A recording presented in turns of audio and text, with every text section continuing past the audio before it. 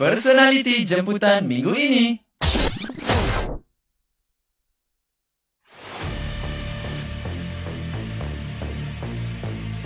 Baik, Labuan FM, suara pesisir anda 10.38 minit pagi sudah ketika ini. Dan kita baru saja mendengarkan amanat perdana yang amat berhormat Perdana Menteri Malaysia sempena pelancaran Bulan Kebangsaan dan Kibar Jalur Gemilang untuk tahun ini 2021.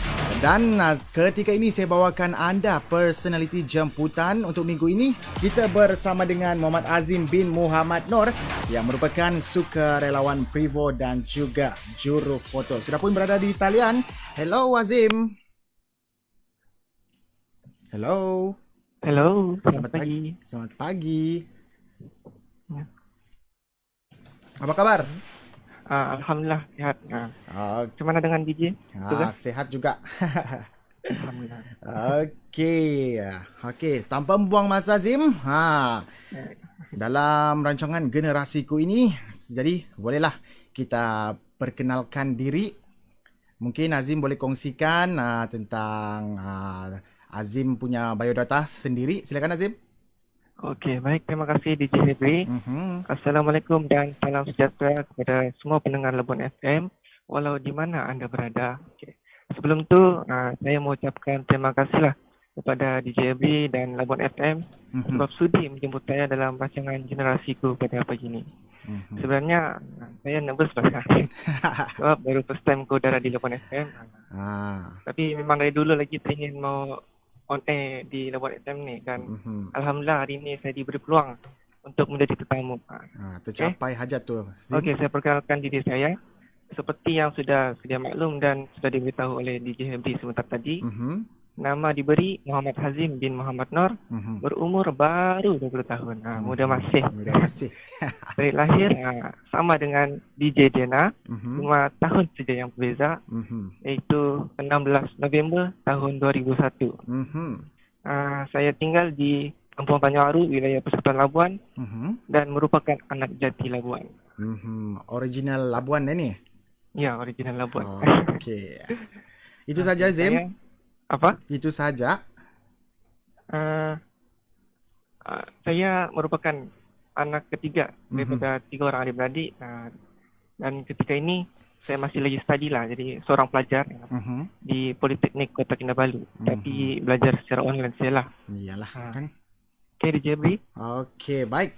Itu dia serba sedikit mengenai dengan Muhammad Azim. Masih bujang dia bilang. Okey, dan Azim, soalan yang kedua adalah kenapa memilih untuk menjadi sukarelawan Privo? Apakah tugas sukarelawan Privo ini sebenarnya? Jadi mungkin Azim boleh jelaskan kenapa memilih dan apa tugasnya. Silakan. Okey. Pada mulanya saya tiada perancangan pun untuk menyertai sukarelawan Privo ni. Bukan sebab saya tidak minat, tetapi saya tidak tahu yang adanya sukarelawan Privo ni. Jadi disebabkan MPP yang menyelaras di PPV College Matrikulasi Labuan. Jadi saya kontak Encik Zulfaizal iaitu pengurusi MPP Zon Labuan dengan tujuan untuk mengambil gambar-gambar di keadaan di PPV tersebutlah dengan sukarela. Jadi begitulah ceritanya bagaimana saya boleh terlibat menjadi sukarelawan Privo ni. Kebetulan masa tu juga saya tidak buat apa-apa, jadi apa salahnya kita menjadi sukarelawan membantu mana yang patut. Untuk makluman semua pendengar Labuan FM, kami sukarelawan Privo ni tidak dijanjikan dengan sebarang imbuhan dan bertugas atas dasar suka dan rela. Mengenai tugas sukarelawan Privo ni pula, ya banyak. Tapi hanya yang saya tahu yang pertama ialah sukarelawan Privo ni menyelaras program pemvaksinan. Maksudnya di sini ialah sukarelawan Privo ni mengajak warga Labuan untuk menerima vaksin secepatnya. Dengan cara Privo datang ke setiap kampung atau ke tempat-tempat tumpuan orang ramai untuk membuat hebahan dan seterusnya memberikan kupon janji temu vaksinasi kepada mereka. Okey, kupon ini bertujuan untuk memudahkan orang ramai datang ke PPB mengikut tarikh dan masa yang telah ditetapkan. Kebetulan pula pada masa tu kita ni di Labuan berada dalam PKP besar yang hari itu. Jadi banyak SGR yang dibuat dan kalau ada kupon ni kira memudahkan lagi pergerakan orang Labuan ke PPV. Mhm. Okay, selain itu, sukarelawan Privo ni bukan sahaja ditugaskan di PPV, tapi juga ada di setiap kampung. Untuk apa? Untuk membantu dalam proses agihan bakul makanan. Alhamdulillah, sepanjang PKPD Besar yang lalu, warga Labuan yang terlibat telah diberikan bantuan makanan dan proses agihan tersebut telah dibantu oleh sukarelawan Privo ini. Jadi, itu adalah antara tugas sukarelawan Privo yang tapi sebenarnya banyak lagi tugas sukarelawan Privo ni. Dan tidak lupa juga baru-baru ni sukarelawan Privo telah masuk ke kampung-kampung untuk mengenal pasti penduduk yang belum divaksinkan agar tiada seorang individu dewasa pun yang terpinggir untuk menerima vaksin. Okey. Okey, DJ Hebri. Baik, itu dia mengenai kenapa Hazim memilih untuk menjadi sukarelawan Privo dan apakah tugas mereka sebagai sukarelawan Privo. Untuk menjadi sukarelawan ni, untuk anda para pendengar semua, tidak semestinya kita mengharapkan himbuhan. Kata Azim, sepatutnya kita kalau nak jadi sukarelawan ni, sepatutnya ada rasa suka dan rela tanpa mengharapkan sebarang bayaran ataupun apa-apa sahaja. Kan Azim? Ya, betul tu. Okey, dan seterusnya Azim, apakah motivasi yang dapat diberikan kepada rakan remaja ataupun belia supaya lebih ramai lagi terlibat dalam sukarelawan ini? Mungkin bukan saja pada musim pandemik COVID-19 pada ketika ini, malah mungkin untuk masa akan datang. Silakan. Ya, kepada rakan-rakan remaja dan belia yang berada di luar sana ataupun yang sedang mendengar ketika ini, kita ni orang bilang masih bertenaga untuk buat itu ini. Jadi, marilah turut serta ramai-ramai kita menjadi sukarelawan. Tidak kiralah sukarelawan Privo kah, apakah, yang penting join, menyumbangkan tenaga, membantu apa yang patut. Daripada kita tiada buat apa-apa di rumah, apa kata kita join menjadi sukarelawan. Dalam perkataan itu pun sudah terang dan nyata, suka dan rela tanpa mengharapkan sebarang imbuhan. Jadi jangan menjadi sukarelawan apabila kita dijanjikan allowance, tetapi menjadi sukarelawan pada bila-bila masa sahaja yang diperlukan. Dengan menjadi sukarelawan ni, kita boleh memperoleh banyak pengalaman yang semestinya kita belum dapat sebelum ni. Bukan itu sahaja, kita juga dapat berjumpa dengan orang-orang baru, orang yang belum kita kenal. Jadi masa itulah kita berkenal-kenalan dan beramah mesra bersama mereka. Saya kongsikanlah sedikit cerita masa mula-mula saya join Privo ni. Hanya ada beberapa rakan belia sahaja yang turut serta dalam Privo ni lah. Tetapi beberapa hari selepas tu semakin bertambah, semakin ramai rakan-rakan belia yang menyertai Privo ni. Mungkin ada yang baru tahu, mungkin ada yang baru nampak apa itu Privo. Sebab saya mempublishkan, mempost, mengkongsikan gambar-gambar aktiviti-aktiviti Privo di Facebook saya sendiri. Walaupun sudah dimaklumkan, mereka ni walaupun sudah dimaklumkan dia tiada sebarang imbuhan, tetapi mereka tetap bersemangat untuk menjalankan tanggungjawab mereka di JFP. Okey, baik. Itu dia antara perkongsian ataupun mungkin sedikit motivasi untuk rakan-rakan yang lain. Okey, Hazim, kita berehat seketika. Generasiku, mencetus aspirasi menjadi inspirasi.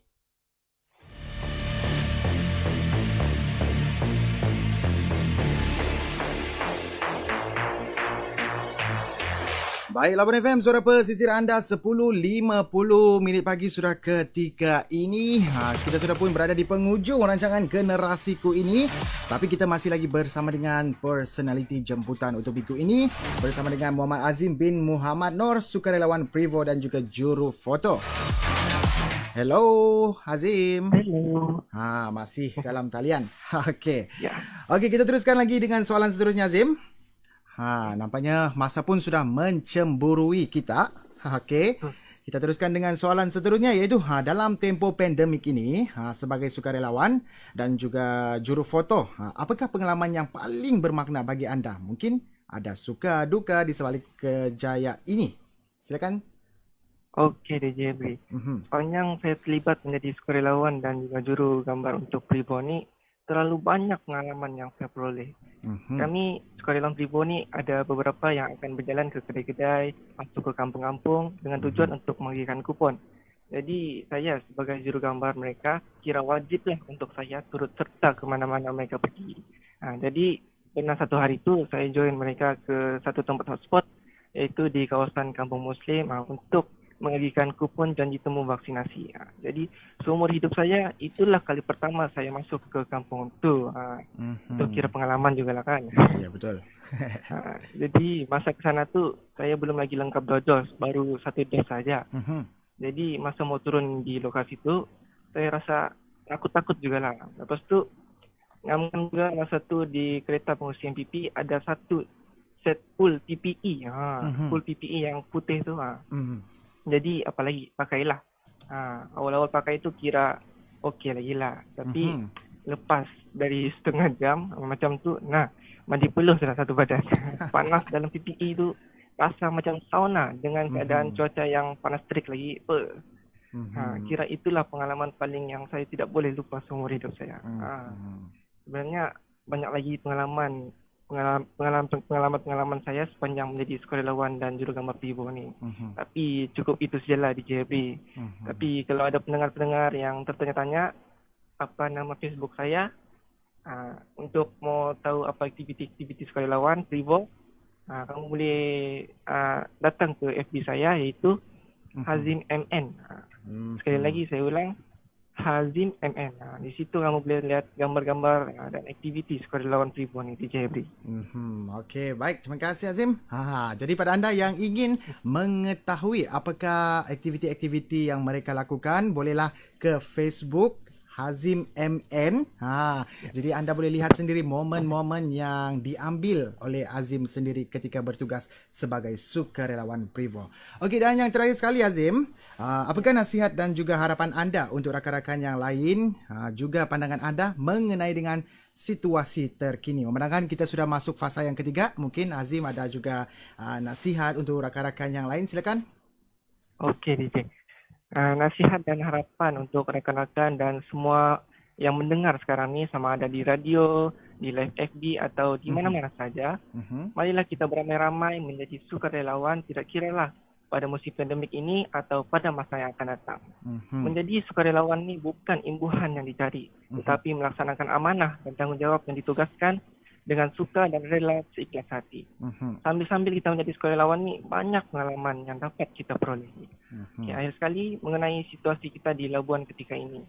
Alhamdulillah dengan kerjasama orang ramai, terutamanya warga Labuan itu sendiri, yang bersama-sama mematuhi SOP yang telah ditetapkan oleh kerajaan, sekarang ni Labuan telah pun berpindah dari fasa 1 Pelan Pemulihan Negara menjadi fasa 3 Pelan Pemulihan Negara. Namun, harapan saya kepada warga Labuan khususnya, teruslah patuhi SOP yang telah ditetapkan dan jangan ulangi kejadian yang lalu dan jadikan ianya sebagai pengajaran. Di Jebri, dah sudah ni saya bercakap. Ya, betul. Okey, sekiranya last.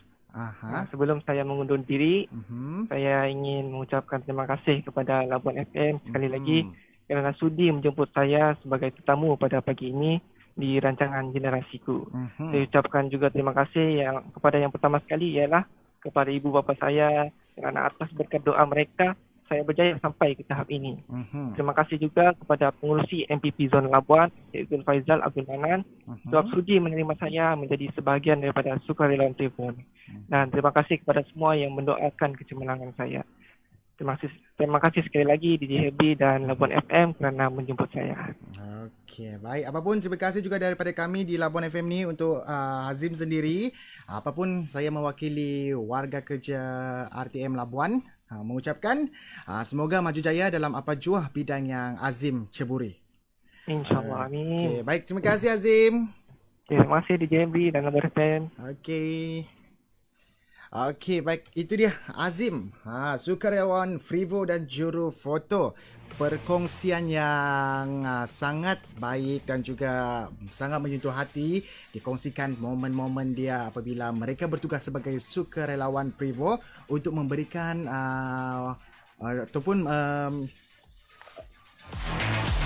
untuk memberikan ataupun memberi kemudahan yang baik kepada masyarakat Labuan, memberikan katamu janji untuk menerima vaksin. Dia juga mengambil momen-momen ketika bertugas. Itulah perkongsian daripada Muhammad Azim bin Muhammad Nur, sukarelawan Privo Jurugambar.